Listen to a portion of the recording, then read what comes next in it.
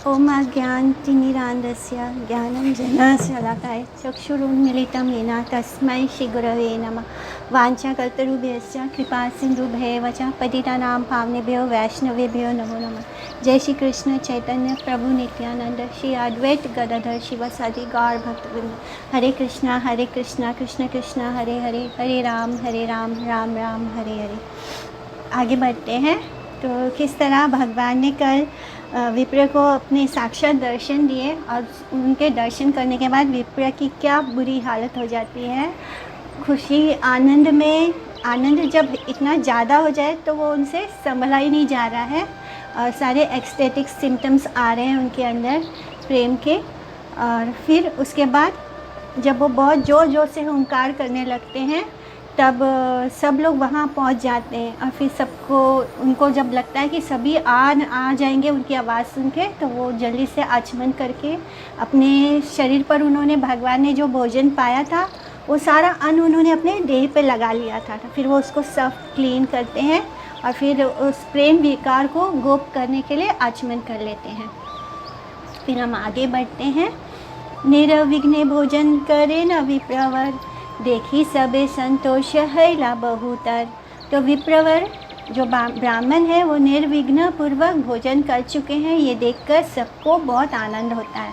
सबको लगता है कि चलो इस बार निमाई ने इनको परेशान नहीं किया, क्योंकि निमाई तो अपने कमरे में सो रहा है। सबारे कही ते मन चिंताए ब्राह्मण, ईश्वर चीनिया सबे पाऊ का मोचन। तो सबको यह बात बताने के लिए ब्राह्मण मन ही मन चिंता करने लगे कि बालक को ईश्वर जानकर सबका उद्धार हो जाएगा। तो कैसे वो ब्राह्मण अपने मन में उस बात को उसने जो देखा है, जो भगवान के साक्षात दर्शन किए हैं, उसको ऐसे लग रहा है कि मैं कैसे सबको बताऊं कि ये जो बालक है ये साक्षात भगवान है। उसका मन बार बार चिंता कर रहा है कि कैसे करके मैं बताऊं कि ये जो बालक है ये क्या है, ये साक्षात भगवान है, जिनके दर्शन करने के लिए ब्रह्मा जी भी लालायित रहते हैं, शिव जी भी लालायित रहते हैं। जो देवी देवताओं को भी जो बहुत मुश्किल से मिलता है, वो इस तरह भगवान इनके घर में हैं, इनके पुत्र बनकर रह रहे हैं। तो ये बात बताने की उनकी बड़ी ही जिज्ञासा हो रही है। और जो ब्राह्मण है वो ऐश्वर्य लीला सेवक है, यानी वो भगवान को उनके ऐश्वर्य रूप में प्रेम करते हैं। और जो वृंदावन वासी हैं वो क्या है, वो माधुर्य लीला में प्रेम करते हैं, तो वो भगवान को भगवान के रूप में नहीं देखते। तो यहाँ पे क्योंकि ये ऐश्वर्य लीला के सेवक है, इसलिए भगवान ने इनको अष्टभुजा रूप में सभी दर्शन दिए। कृष्ण रूप में भी दिया माखन खाते हुए, और फिर विष्णु रूप में चतुर्भुज। और कैसे उन्होंने दर्शन किया था, पहले भगवान के अष्टभुजा थे, 4 भुजा तो विष्णु स्वरूप के हैं, और फिर 2 हाथों से, एक हाथों में उन्होंने माखन पकड़ा है, दूसरे हाथ से माखन पा रहे हैं, और दूसरे बाकी के 2 हाथों से वो बंसी भी बजा रहे हैं। तो ऐसा वाला दर्शन उन्होंने दिया था, क्योंकि वो ऐश्वर्य स्वरूप के पूजा करते हैं। तो ऐश्वर्य लीला सेवक विप्रवर स्वभावतः ऐश्वर्य लीला अनुगत अपने चित्त में चिंता करने लगे कि श्री गौर नारायण को षड ऐश्वर्य, जो 6 क्वालिटीज़ होते हैं भगवान के, षड ऐश्वर्य जो भगवान के 6 ऐश्वर्य हैं, उन पूर्ण रूप से जानकर मिश्र प्रमुख जगन्नाथ मिश्रा सभी और उनके घर वाले सभी मुक्ति को प्राप्त करेंगे। अगर इन सबको पता चल जाए कि स्वयं भगवान उनके घर में है, तो इन सबको मोक्ष प्राप्त होगा। ब्रह्मा शिवा या हर निमित्त काम करे, हे ना प्रभु अवतारी आछे विप्र घरे।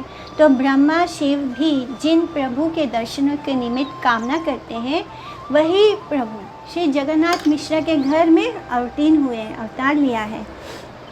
इस तरह से प्रभु रे लोक सबे करे शिशु ज्ञान, कथा कही सबे पाऊ का परित्राण।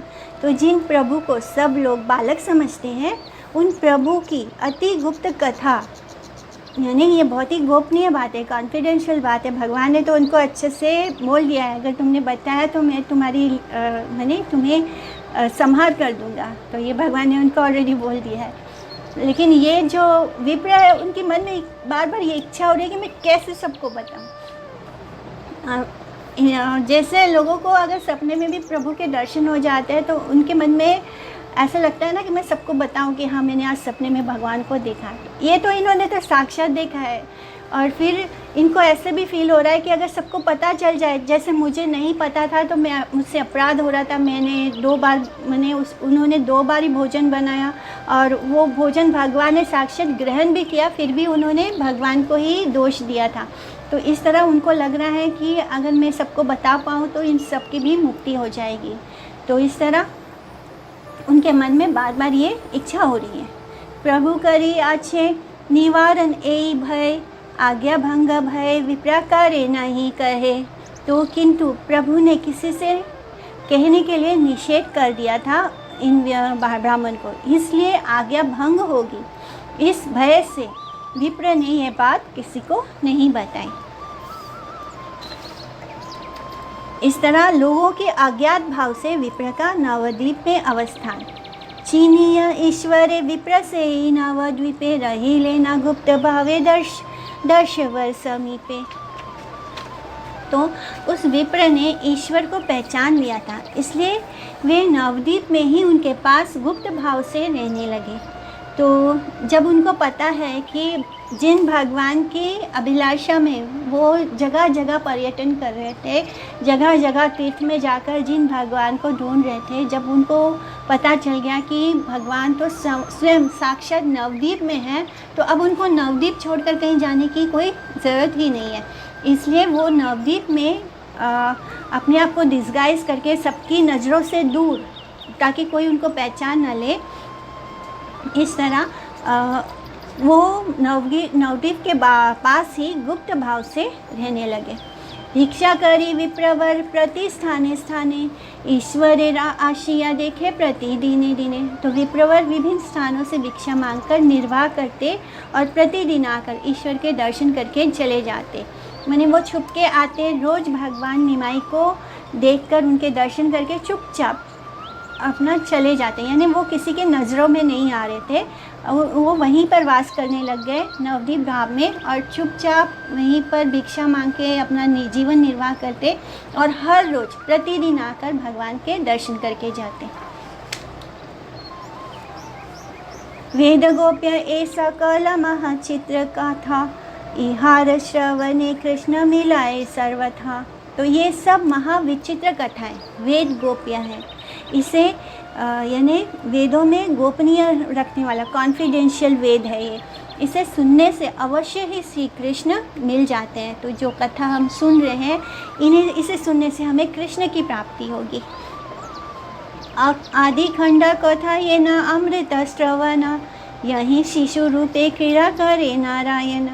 तो आदि खंड की लीला मानो अमृत की धारा है, जिसमें श्री नारायण बालक रूप से क्रीड़ा कर रहे हैं। इस तरह ये इस आदि खंड की इन लीलाओं को अमृत की धारा माना गया है, और उसमें खेल रहे हैं हमारे बालक रूप नारायण।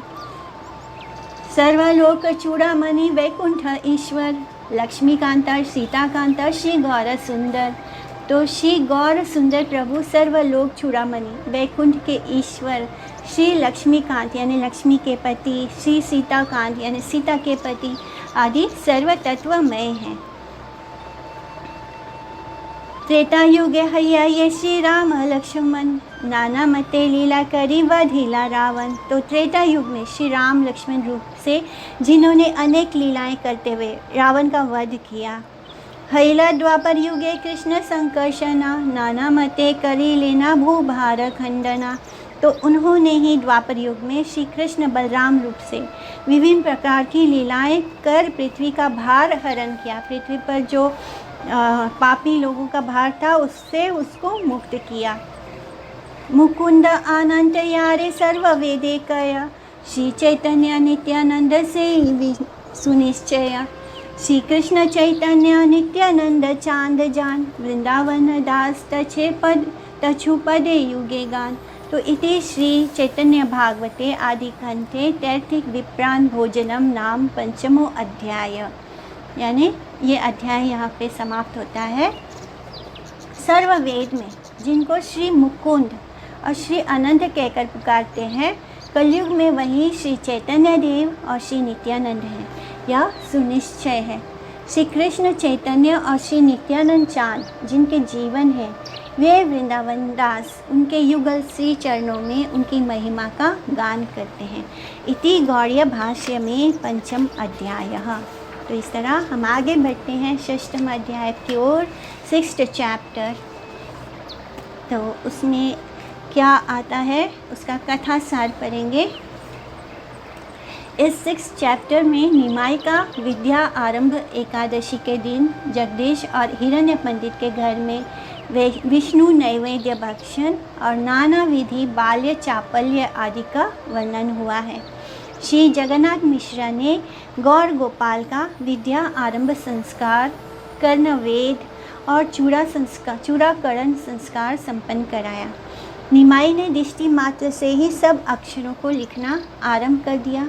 2-3 दिन में उन्होंने समस्त फला यानी स्वर व्यंजन आदि, फला वानन यानी अक्षर सन्निवेश आदि पढ़ लिए। वे 3 दिनों में उन्होंने सब कुछ सीख लिया अक्षरों को। वे निरंतर कृष्ण नाम माला लिखते और पढ़ते थे। गौर गोपाल कभी तो आकाश में उड़ने वाले पक्षी, कभी आकाश के चंद्र नक्षत्र समूह को लाकर देने के लिए माता पिता से अतिशय जिद करते थे और वे सब वस्तुएं ना पाने पर अत्यंत क्रंदन करते रहते थे। एकमात्र हरि नाम के अतिरिक्त बालक को सांत्वना देने के लिए और कोई भी उपाय नहीं था। एक दिन सबके बार बार हरि नाम उच्चारण करने पर भी निमाई का रोना बंद नहीं हुआ। तो रोने के कारण जानने के लिए निमाई से पूछने पर पता चला कि उसने नवद्वीप में श्री जगदीश और हिरण्य पंडित नामक 2 वैष्णव ब्राह्मणों के घर में एकादशी के दिन जो विष्णु नैवेद्य तैयार हुए हैं उनका भोजन करने के लिए इस प्रकार रोने का अभिनय किया। विष्णु नैवेद्य लाकर देने के संबंध में सौगंध कहकर निमाई को सांत्वना देकर बंधु बांधवगण उक्त दोनों भागवत जनों के घर में गए। वहाँ पर उनको सारी बातें बताई और उन्होंने निमाई को अलौकिक पुरुष जानकर विष्णु के लिए प्रस्तुत समस्त नैवेद्य प्रदान किए, जिसके परिणाम स्वरूप निमाई का रोना बंद हो गया। निमाई अपने समवयस्क अपने पियर्स बालकों के साथ हास परिहास कला एवं दोपहर में गंगा स्नान के समय उनके साथ जल क्रीड़ा आदि करते थे और विभिन्न प्रकार की चांचल्य लीलाओं का प्रदर्शन करते थे। जिस प्रकार एक और पुरुष श्री जगन्नाथ मिश्रा के निकट प्रतिदिन निमाई के दुर्व्यवहार के विषय में विभिन्न प्रकार के अभियोग लेकर आते थे, यानी वो उनके पास शिकायतें लेकर आते थे निमाई के, उसी भांति दूसरी ओर बालिकाएं भी निमाई के नाना प्रकार के चांचल्य की कथाएं सची माता को आकर सुनाती। सची देवी सबको मीठे मीठे वाक्यों द्वारा सांत्वना प्रदान करने लगती, यानी बहुत उनके पास शिकायतें आने लगती थी। जगन्नाथ मिश्रा निमाई के इस प्रकार उपद्रव सुनकर पुत्र को उपयुक्त दंड प्रदान करने की इच्छा से, यानी दंड देने की इच्छा से दोपहर के समय गंगा घाट पर जाकर उपस्थित हुए। निमाई क्रूर पिता का आगमन देखकर दूसरे मार्ग से घर में भाग गए और अपनी आयु के बालकों से कह गए कि यदि मिश्र आकर उसके बारे में जिज्ञासा करे तो वे मिश्र को आज निमाई गंगा स्नान करने आया ही नहीं, वहाँ गंगा स्नान पर आया ही नहीं, इस प्रकार कहकर वापस भेजवा दें। गंगा घाट पर निमाई को ना देखकर मिश्रा ने घर में वापस आकर देखा कि बिना स्नान की अवस्था में पूर्वाहन की भांति निमाई के सारे अंगों में स्याही के चिन्ह विद्यमान थे, यानी क्योंकि वो स्कूल गए थे तो स्कूल में स्याही यूज़ करने के कारण उनके सारे देह पर स्याही के निशान थे। प्रेम से मुग्ध मिश्रा बालक के चतुरता ना समझ सके। बालक को अभियोग कारीगण की बातें बताने पर बालक निमाई कहने लगे, यानी उनके बारे में जो आरोप वगैरह लगाया गया था वो सब बताने पर बालक निमाई कहने लगे कि गंगा स्नान के लिए मेरे ना जाने पर भी जब वे मेरे विरुद्ध गंगा घाट पर जाने और वहाँ पर मेरे नाना प्रकार के उपद्रव का मिथ्या आरोप करते हैं, तब मैं सचमुच में उनके प्रति उपद्रव करूँगा। इस प्रकार चातुर्यपूर्ण लीला करके निमाई पुनः गंगा स्नान करने चले गए। इस ओर सच्ची जगन्नाथ मन ही मन में चिंता करने लगे, ये बालक कौन है, अथवा स्वयं कृष्ण ही गुप्त भाव से हमारे घर में तो नहीं आए। इस तरह उनको भी ऐसे फील होने लग गया। अब निमाई की विद्या आरंभ होती है। हे नमते क्रीड़ा करे गौरंग गोपाल, हाथे खड़ी दीवार हैला आसी काल। तो इस प्रकार क्रीड़ा करते हुए खेलते हुए श्री गौरंग गोपाल के विद्या आरंभ संस्कार का समय आ गया। अब उनके स्कूल जाने का समय आ गया। हंसते खेलते वो थोड़े से बड़े हो गए हैं।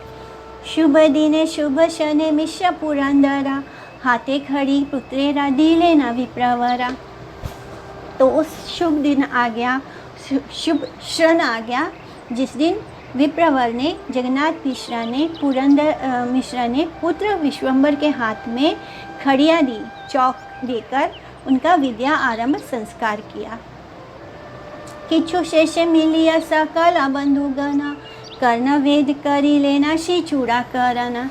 तो कुछ दिन के बाद सब बंधु बांधवों ने मिलकर उनका कर्ण वेद और चूड़ाकरण संस्कार किया। कर्ण वेद और कर्णन संस्कार के ही अंतर्गत इसी का नाम वेदवाणी श्री श्रवण आरंभ अथवा भगवदीतर कथा श्रवण का त्याग करके परमात्म कथा श्रवण में अधिकार लाभ। कर्ण वेद यानी कानों में छेद करना, इसका मतलब होता है कि अब संसार की बातों को छोड़कर भगवान की कथा का श्रवण करना, यानी संसार का त्याग करना और भगवान की कथा का श्रवण स्टार्ट करना। चूड़ाकरण 10 संस्कारों का अन्यतम संस्कार विशेष, चौड़ संस्कार या शिका संरक्षण संस्कार। चूड़ा पहले वैराग्नि शिखा नाम से, बाद में श्री चैतन्य शिक्षा नाम से प्रसिद्ध हुआ है। यानी जो रखते हैं सर पर, उस संस्कार को बोलते हैं चूड़ाकरण संस्कार। और श्री नैष्य कर्मवादी मायावादी गण कर्म कांड में ही शिका का तात्पर्य समझते हैं।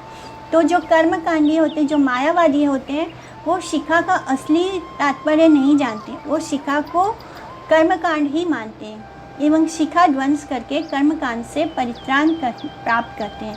तो जो मायावादी होते हैं वो क्या करते हैं, वो शिखा को कर्मकांड वाला संस्कार मानते हैं, और जब उनको माया से त्याग करना होता है तो वो शिखा को कटवा देते हैं। लेकिन ये जो चूड़ाकरण संस्कार है, जो वैष्णव जन है, चूड़ाकरण संस्कार इसलिए करते हैं जिससे कि वो भागवत मार्ग पर आगे बढ़ सके। इस तरह जो वैदिक त्रिदंडीगण तुर्याश्रम में कर्म परित्याग करके भी भजन राज्य में अग्रसर होने के चिन्ह स्वरूप चौड़ संस्कार का परित्याग नहीं करते। इस तरह जो वैदिक त्रिदंडीगण यानी जो वैष्णव जन है वो इसका त्याग नहीं करते, वो अपनी शिखा का त्याग नहीं करते। दृष्टि मात्र सकल अक्षर लिखी आए, परम विस्मित हैया सर्वजने चाय। तो एक बार देखने मात्र से ही निमाई सब अक्षरों को लिख देते थे, जिसे देखकर सर्वजन विस्मित होकर देखते ही रह जाते थे। एक तो बालक इतना चंचल है, उसके कदम घर में रुकते ही नहीं, हर वक्त वो दौड़ता रहता है इधर उधर, और लेकिन उसके सामने अक्षरों को देखकर वो एक ही बार में अक्षर को सीख लेता। तो ये बात देखकर सभी लोग बहुत ही आश्चर्यचकित होते। दिन दुई तीने ते पढ़ीला सर्व फला, निरंतर लिखे ना कृष्णेरा नाम माला। राम कृष्ण मुरारी मुकुंद वनमाली, अहिर्निशल लिखे ना पढ़े ना कुतूहली। तो इस तरह 2-3 दिन ही बीते थे, 2-3 दिन में ही उन्होंने सब फला पढ़ डाले, यानी जितने भी व्यंजन है, जितने भी अक्षर हैं उनको पढ़ डाला, और फिर निरंतर कृष्ण नामों को ही लिखते रहते। 3 दिन में उन्होंने सीख भी लिया। राम कृष्ण मुरारी मुकुंद वनमाली, इन नामों को वो दिन रात उत्सुकता के साथ लिखते पढ़ते थे। फला का माने एक अक्षर के साथ दूसरे अक्षर के संयोग से जुड़े हुए अक्षर को फला कहते हैं। यथा ना, न, मा, या, रा, ला और वा फला इत्यादि हैं। कुतूहली यानी उत्सुक और व्यग्र। सुकृतिवान को ही सहपाठी शिष्यों के साथ भगवान की अध्ययन लीला का दर्शन, शिशुगण संगे पड़े वैकुंठेरा राय, परम सुकृति देखे सर्व नदी आए। श्री वैकुंठनाथ प्रभु बालकों के साथ जिस प्रकार एवं जैसे पढ़ते थे, उसको देखने वाले नवद्वीपवासी महासौभाग्यवान थे। यानी भगवान स्वयं उन बच्चों के साथ बैठ के पढ़ाई कर रहे हैं, और जो लोग ये देख रहे हैं उन सबके पास बहुत परम सुकृति है, वो सब महासौभाग्यवान जनगण है। की माधुरी करी प्रभु कखा गा खा बोले, ताहा सुनी तेई मात्र सर्व जीवा भोले। तो प्रभु इतनी मधुर वाणी के साथ क्या बोलते थे, क ख ग घ बोलते थे, तो उसे सुनने मात्र से ही सब जीव मुग्ध हो जाते, सब एकदम आनंद में डूब जाते थे।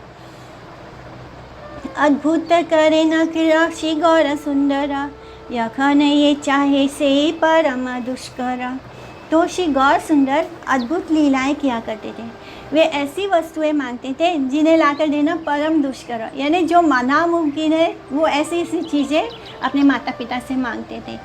आकाशे उड़िया या पक्षी ताहा चाहे, ना पाइले कंदिया धूलाए गड़िया है। तो कभी कोई पक्षी आकाश में उड़ता हुआ देखते, ऊपर उड़ रहा है आकाश में, उसको देखते तो उसी को मांगते, बोलते नहीं मुझे ये वाला पक्षी चाहिए। और नहीं मिलने पर क्या करते, खूब रोते और ज़मीन पर लोटपोट होने लगते, जैसे बच्चे रोते हैं और नीचे ज़मीन पर गिर के रोते हैं।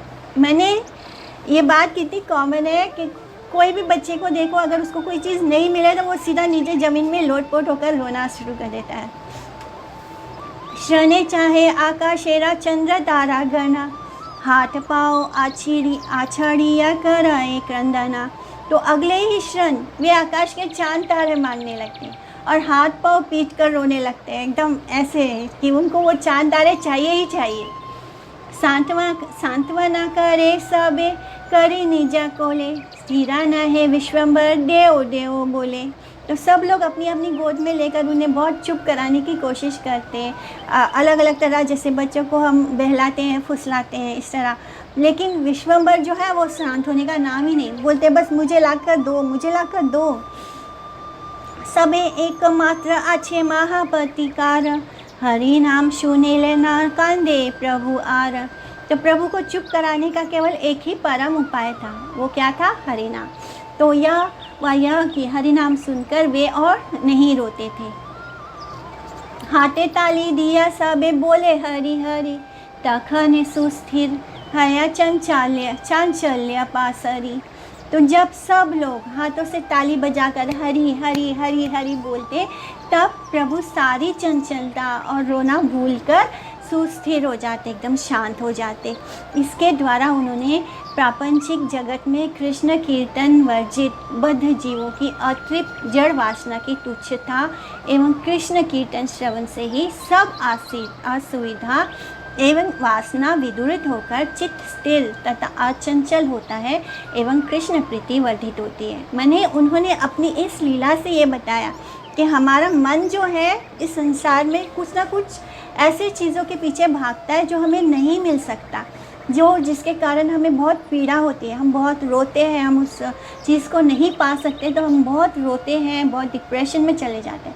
तो भगवान बता रहे हैं कि इन सब दुखों से दूर होने का मात्र एक उपाय है कि हम हरि नाम करें। हरि नाम से ही हमारे सारे दुख, हमारी सारी असुविधा ख़त्म होती है, और जो हमारे चंचल चित्त जो है, हमारा जो चंचल मन हमसे कभी हर वक्त जो कुछ ना कुछ मांगता रहता है, वो शांत हो जाता है। तो भगवान अपनी लीला से हमें बता रहे हैं कि हरि नाम का क्या महत्व है, और सिर्फ हरि नाम से ही हम अपने चंचल मन को स्थिर कर सकते हैं। बालकेरा प्रीते सबे बोले हरि नाम, जगन्नाथ गृह हैला श्री वैकुंठ धाम। तो बालक की प्रीति के लिए सब श्री हरि नाम उच्चारण करते थे। इस प्रकार श्री जगन्नाथ का घर श्री वैकुंठ धाम बन गया था। श्री जगन्नाथ मिश्र श्री वासुदेव या अप्राकृत शुद्ध सत्व तत्व वैकुंठ धाम में अचिन्ह माया शक्ति वैभव कुंठा धर्म या तीनों गुणों के अनावस्थान के कारण वह अप्राकृत नित्य शुद्ध सत्व तद रूप वैभव है। इसी शुद्ध सत्व या वैकुंठ में ही श्री हरि का नाम स्वरूप और विग्रह नित्य विराजमान या प्रकृतित होता है। प्रकटित होता है। इसलिए जगन्नाथ मिश्रा के भवन में पहले श्री हरिनाम या श्री हरि के अभाव के कारण वह वैकुंठ धाम नहीं था, किंतु बाद में वो वैकुंठ धाम रूप में परिणित हो गया। इस प्रकार की कल्पना प्राकृतिक गुणों में आवृत मनोधर्म है, इसलिए वास्तविक सत्य नहीं है। चित्त शक्ति विलास नित्य काल ही चित्त शक्ति विलास है, वह अचित्त शक्ति विलास नहीं है। अचित्त शक्ति विलास नित्य काल में ही अचित्त शक्ति विलास है एवं हरि विमुख जीव का अक्षर ज्ञान या भोग भूमि का वह चित्त शक्ति विलास नहीं है। तो इसको सिंपल में समझते हैं कि जिस वैकुंठ धाम में क्या है, वैकुंठ धाम जो है चिन्मया शक्ति वैभव कुंठाधर, ये तीनों चीज़ वैकुंठ में नहीं है। यानी हरि नाम करने से क्या हो गया, जगन्नाथ मिश्रा का जो घर है वो वैकुंठ हो गया। हर वक्त निरंतर वहाँ पे हरि नाम हो रहा था, जिसके कारण वो धाम अचिन्मय नहीं चिन्मय हो गया। शक्ति वैभव नहीं था, वहाँ पे प्रेम वैभव था। और कुंठा नहीं, किसी के मन में जो हमारे अंदर जो बुराइयां हैं वो ख़त्म हो जाती हैं हरि नाम से। तो किसी के अंदर कोई कुंठा नहीं, किसी को कोई जलन और ईर्ष्या नहीं उस घर में। इसलिए ये घर जो है श्री जगन्नाथ मिश्रा का वो एक्चुअली में वैकुंठ बन गया था, जहाँ पे शुद्ध सत्व का वास था। यानी वैकुंठ जो है जहाँ पे 3 गुणों से ऊपर शुद्ध सत्व का वास हो। एक दिने सबे हरि बोले अनुशना, तथापि हा प्रभु पुनः करे ना क्रंदना। तो एक दिन सब निरंतर हरि हरि बोल रहे थे, परंतु फिर भी प्रभु जो है बार बार रोते ही जा रहे थे। अब तो ये रामबाण था, सबको पता ही था कि अगर प्रभु रोते हैं तो बस हरि हरि बोलना है, ताली बजाना है और जोर से हरि हरि बोलना है। लेकिन इस बार तो निमाई है कि रोते ही जा रहे हैं, हरि हरि सुनकर भी चुप नहीं हो रहे। सबे ही बोले ना सुना बाप रे निमाई, भाल करी नाचे ए हरि नाम गाई। तो सभी कहने लगे सुनो वत्स निमाई। यहाँ पे बाप शब्द यूज़ होता है, यानी जैसे हम बोलते हैं ना सुनो बेटा सुनो वत्स, तो यहाँ पे बाप शब्द यूज़ होता है बांग्ला में। तुम अच्छी तरह नाच करके दिखाओ। हम सब लोग श्री हरि नाम गाते हैं तो सब बोलते हैं कि सुनो निमाई तुम अच्छे से नाच कर दिखाओ, देखो हम सब जो से श्री हरि नाम का कीर्तन करेंगे। ना सुने वचन कारो कराए क्रंदन, सबे बोले बोल बाप कांद की कारण। तो अब बोलते हैं सब परेशान हो गए कि निमाई क्यों चुप नहीं हो रहा, परंतु प्रभु किसी की बात को सुनकर भी रोते ही जा रहे हैं। तब सब बोले बोलो वत्स, तुम्हारे इस प्रकार रोने का क्या कारण है। सबे ही बोले ना बाप की इच्छा तो हमारा, से ही द्रव्य आनी देवा ना कांदा आ रहा। यानी बोलो बाप, बोलो वत्स, क्या बात है, तुम्हारी क्या इच्छा है, तुम बोलो, हम तुम्हें वो वस्तु ला कर देते हैं, तुम मत रो। और तो प्रभु अब उत्तर दे रहे हैं। प्रभु बोले यदि मोर प्राण रक्षा चाहा, तबे जात दुई ब्राह्मण घरे यहाँ। तो प्रभु ने कहा यदि तुम सब मेरे प्राणों की रक्षा चाहते हो तो शीघ्र ही 2 ब्राह्मणों के घर जाओ। जगदीश पंडित हिरण्य भागवत ए 2 स्थाने आमर अच्छे अभिमत। तो एक जगदीश पंडित तथा दूसरे हिरण्य पंडित, ये दोनों परम भागवत हैं। इन दोनों के स्थान पर मेरी अभिलाषा है। एकादशी उपवास आजी से दोहार, विष्णु लागी कारी आछे या उपहार। तो आज के दिन उन दोनों का एकादशी का उपवास है और उन्होंने विष्णु जी के लिए जितना नैवेद्य तैयार किया है, उपहार यानी नैवेद्य, ये सब नैवेद्य यदि खाई वारे पांड, तबे मोई सुष्ट हैया हटिया बेड़ाई। यानी उन्हें वो नैवेद्य लाकर दो, मैं वो पाऊंगा तब मेरा मन शांत होगा, तब मैं शांत हो जाऊंगा। वे सब नैवेद्य यदि मुझे भोजन करने के लिए मिले तब मैं शांत होकर विचरण करूंगा। जगदीश पंडित और हिरण्य पंडित नामक 2 ब्राह्मण गोद्रुम द्वीप में वास करते थे। प्रभु के घर से हिरण्य और जगदीश दोनों पंडितों का घर कुछ ही दूरी पर अवस्थित था। उन्होंने हरिवासर यानी एकादशी दिवस पर एकादशी का व्रत रखा था और प्रचुर मात्रा में भागवत नैवेद्य का आयोजन किया था। यानी बहुत तरह तरह के पकवान बनाए थे उस दिन भगवान के लिए। एकादशी दिवस में उपवास विधि केवल जीव के पक्ष में ही विहित है। यानी यहाँ पे मेंशन किया है कि बहुत सारे लोग खुद का उपवास होता है तो भगवान को भी उपवास करा देते हैं, पर ऐसा मंदिरों में नहीं होता और ऐसा हमें नहीं करना है। भगवान का उपवास नहीं होता, भगवान इन नियमों से परे हैं, भगवान के लिए नियम नहीं है। भगवान का उस दिन एकादशी के दिन कोई उपवास नहीं होता। हम उनको उस दिन बहुत अच्छे अच्छे व्यंजन बनाकर नैवेद्य ऑफर कर सकते हैं। इस तरह एकादशी दिवस में उपवास विधि केवल जीवों के पक्ष में है, जीवात्माओं के लिए उपवास होता है, परंतु अपनी सुष्ट विधि निषेधातीत अखिल सेवा उपकरण की एकमात्र उपभोक्ता अद्वितीय भगवान श्री विष्णु के लिए उपवास विधि नहीं है।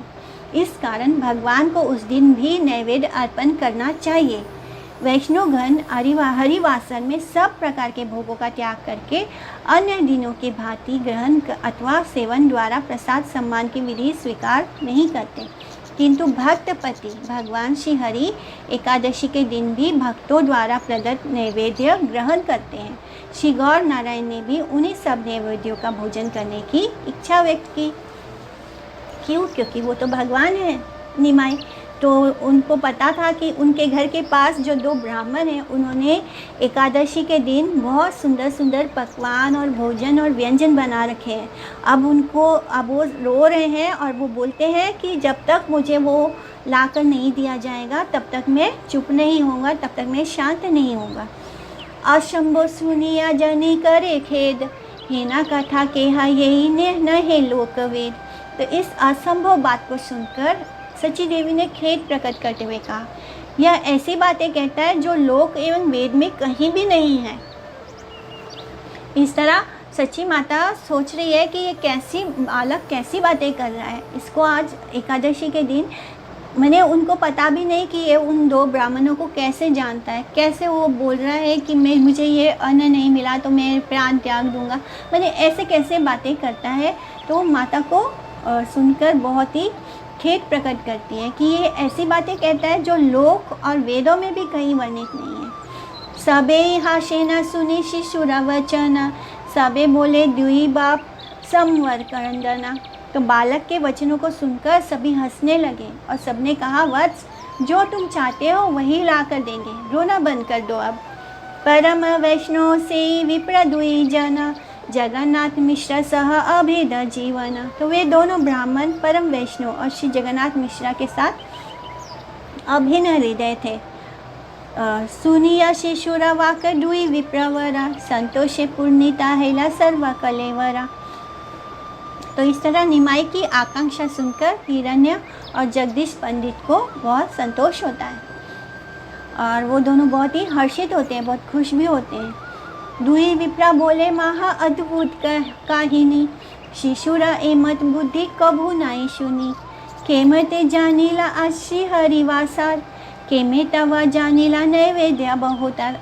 तो दोनों ब्राह्मण सुनकर बहुत ही अद्भुत, उनको बहुत ही आश्चर्य भी हो रहा है कि ये तो महाअद्भुत कहानी है। शिशु की इस प्रकार की बुद्धि तो हमने कभी सुनी ही नहीं है।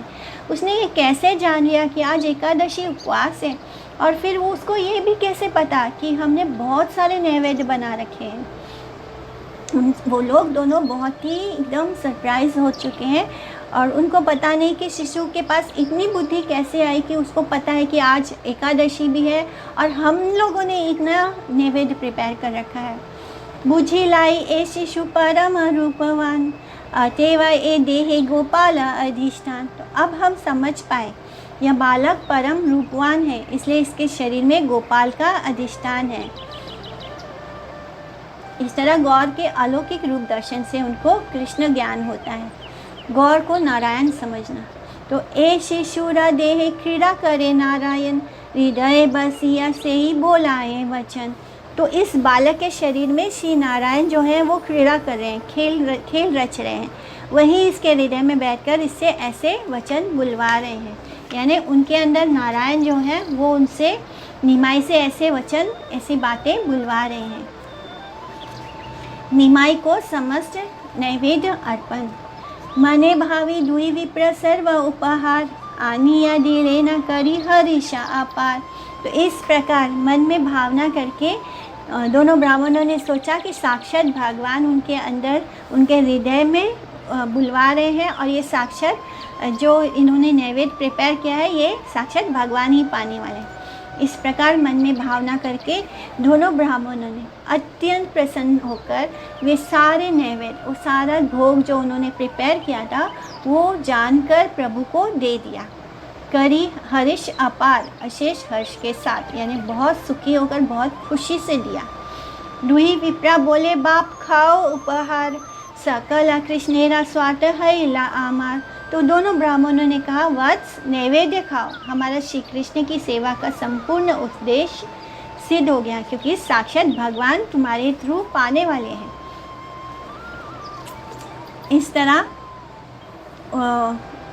के उद्देश्य से हम जिस कृष्ण सेवा के उद्देश्य से ये सारे नैवेद्य संग्रह किए रहे, यानी हमने कृष्ण सेवा के लिए इतने सारे नैवेद्य, इतने सारा भोग जो प्रिपेयर किया था, उन कृष्ण ने ही जब साक्षात भाव से उस वस्तु को ग्रहण कर लिया है, तब हमारा समस्त अभिष्ट, माने जिस लक्ष्य के साथ हमने इसको प्रिपेयर किया था वो सिद्ध हो गया है। दोनों ब्राह्मणों के विष्णुदास का प्रभाव, विष्णुदास्य का प्रभाव, कृष्ण कृपा हैले एमन बुद्धि हया, दास बिनु अनेरा ये बुद्धि कभू नया। तो श्री कृष्ण की कृपा होने से ही ऐसी बुद्धि होती है। भगवान दास को, भागवत दास के अतिरिक्त अन्य किसी की भी ऐसी बुद्धि नहीं होती। यानी अचानक उनको ये आभास कैसे हुआ कि कृष्ण ही साक्षात हमसे भोजन मांग रहे हैं।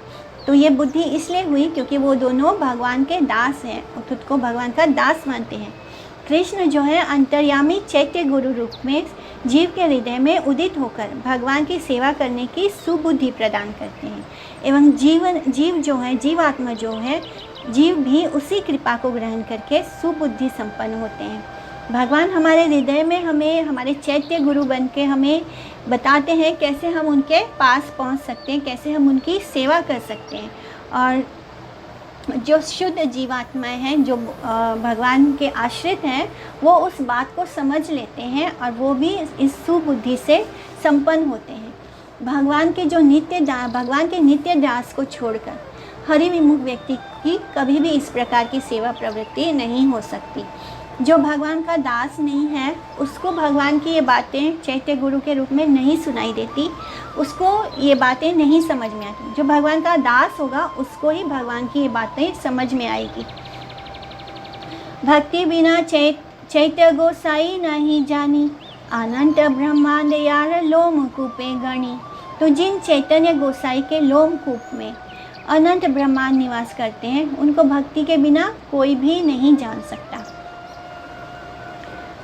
जीव की उपाधि युक्त चेष्टा से कभी भी चैतन्य देव के प्रति भक्ति का उदय नहीं होता। जिनके हृदय में आत्मवृत्ति भक्ति उदित हुई है वे ही चैतन्य देव को समझ सकते हैं। श्री चैतन्य नारायण के लोमकूप में अनंत ब्रह्मांड अवस्थित है, ऐसी प्रसिद्धि है। लोमकूप मुझे नहीं पता, लोमकूप आई विल टेल यू। इस तरह भगवान के लोमकूप में अनंत ब्रह्मांड, भगवान के तो उदर में अनंत ब्रह्मांड है, ये तो हम जानते हैं। तो यहाँ पे लोमकूप वर्ड यूज़ हुआ है, तो I will get it no क्या है, तो मैं बाद में बता दूँगी। तो इस तरह जो व्यक्ति भगवान का दास होगा, जो भगवान की शुद्ध सेवा करता होगा, वही ये बात जान सकता है कि साक्षात भगवान हमें आदेश दे रहे हैं उनके लिए।